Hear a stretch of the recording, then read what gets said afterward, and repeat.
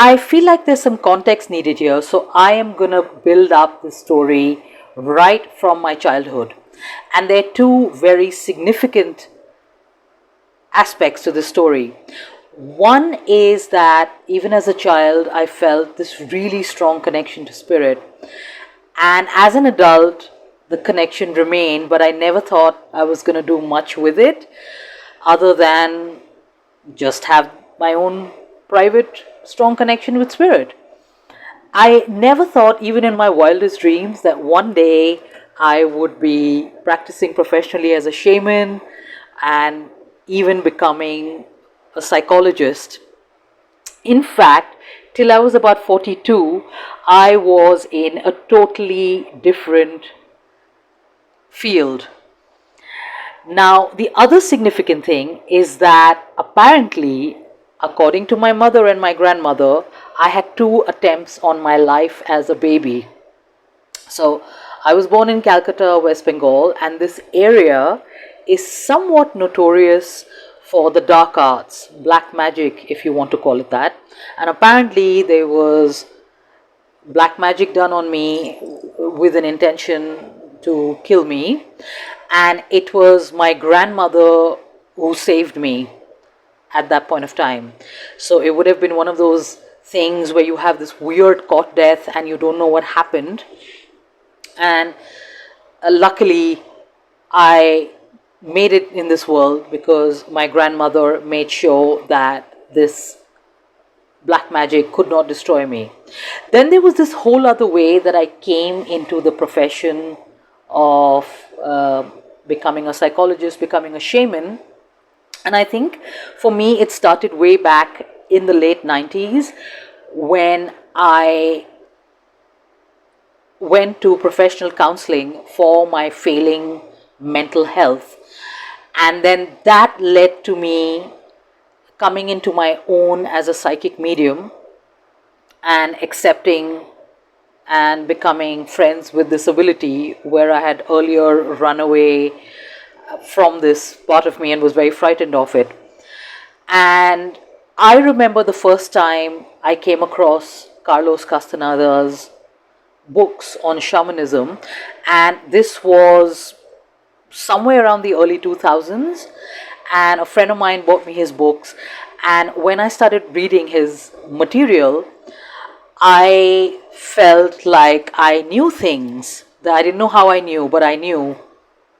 And everything, a lot of things, not everything, but a lot of things mentioned in those books felt very normal to me, felt like I had lived them. And it would be several years later that I actually started walking the shamanic path officially. This was around 2012, around 2013. And the way it happened was that I was working in the field that I was working in earlier. So I basically worked in the luxury lifestyle and beauty industry, a luxury retail. And then I had my own business in this industry.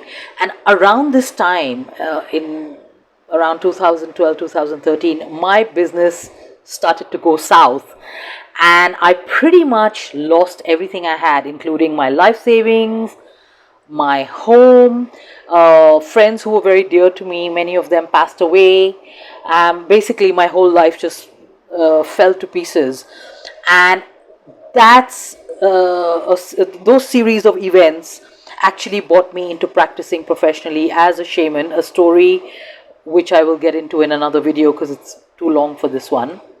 And it came as a huge shock to me because I really was a reluctant shaman, because my 5-year plan or my 10-year plan had been to be an entrepreneur and do wonderful creative work in the industry that I'd already been in. This wasn't part of it. And the other issue I had was this issue with the way spiritual modalities were being practiced very unethically.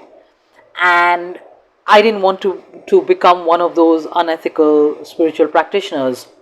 Now, I do have a spiritual lineage, not necessarily a shamanic one, but a spiritual lineage by blood, because my mom, my aunts, my grandmother, they were all really spiritually gifted, but it was not something that they had done anything with. And I do believe that they were really powerful shamans and Wiccans, spiritual healers in their own right, but they did not have any significant contact with their abilities. I also had a maternal uncle who is a very good Vedic astrologer, and another uncle who was also apparently practicing shamanism. So I do come from that this kind of lineage. And my great grandfather apparently did not die but took Mahasamadhi, which is a kind of a conscious death. So this was all happening in my family, but I did not have a very good mental representation, even of my family members doing you know, the spiritual activities in ethical ways, especially when they were working with others. And so I had a huge hang up about doing the wrong thing, and therefore was very reluctant to practice anything spiritual professionally. But I did it, and of course, I'm here. After a lot of eyeing, oohing, and going to therapy, I finally went and trained under a shaman for 4 years on and off. And then, as I got deeper and deeper into the practice, more teachers appeared or were presented to me, some of whom were teachers who were not physical living teachers. So, for example, at one point of time, I was told to go and practice in a forest and communicate with the spirit of the forest and learn from the forest. And I did that. And it was a wonderful experience, a very interesting phase that I went through. Now, I myself suffer from complex PTSD and PTSD, and I also used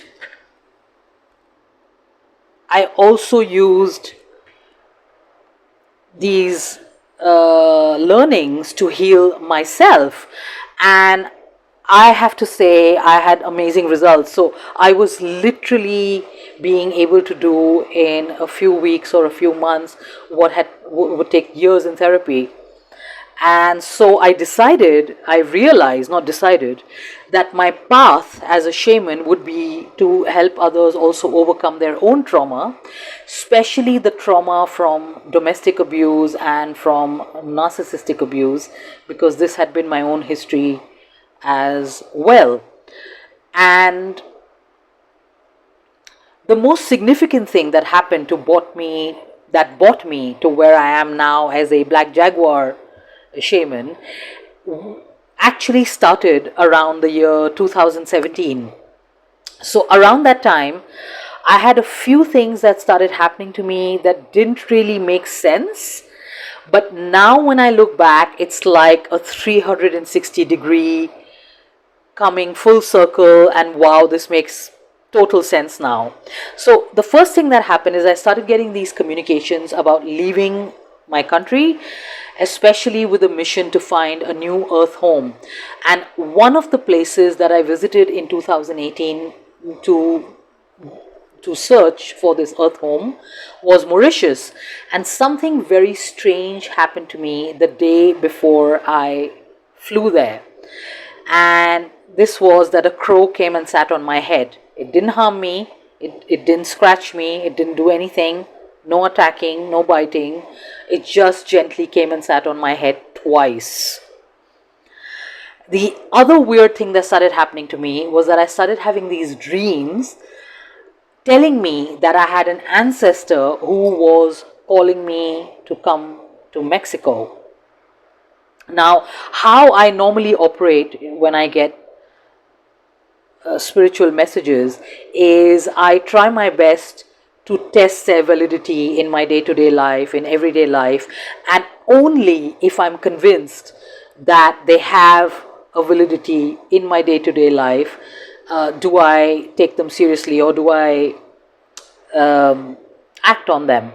If I don't see the validity in my day to day life, and if in time it becomes apparent that this message is not resonating with my current path, I then look at it as, oh, okay, either I got the wrong message or I interpreted the message incorrectly. But I was getting these very strong messages to go to Mexico, and yeah, it was something that I was not able to ignore. And the other thing that started happening was that I would get these visitations in the night. Basically, literally was things that go bump in the night. Now, I'm used to things that go bump in the night because I am a medium and spirits do contact me. But this felt different. I would feel this light fluttering around my feet in the night. And when I tried to see clairvoyantly who was doing this fluttering, I couldn't see anything. Normally, if it's a spirit, I can see them. And the other thing was that the energy that was coming across from this fluttering was not very dark or heavy. It was very light energy. But so it left me confused because I can't see anything. I feel this light energy. And so I speak to my friend who is also a shaman, and we're each other's shaman. And I asked her to interpret what this could be. And she said, well, these are angel visitations. These are angel visitations, and the message that I'm getting for you, that she was getting for me, was that it is not your time to go. And I thought that's a very bizarre message because I was not suicidal, I was not depressed, and I just didn't understand the message. So, what do you mean it's not my time to go? I don't want to go. But I knew there was something there, so I kept this at the back of my mind. I was like, this message has some kind of significance. I just didn't know what. Now, another very significant event that took place was that I moved out of the city I was living in, but I was compelled to move back to that city 2 years later. And when I asked why am I being brought back to this city that I've left behind, I was told it had something to do with me being close to my family and also fighting for my rights. And I again had no clue what that meant. But of course, I kept that in mind and continued on my way.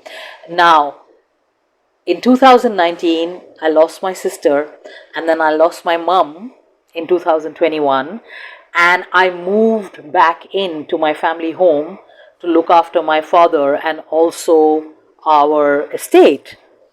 And that's when Mexico finally happened.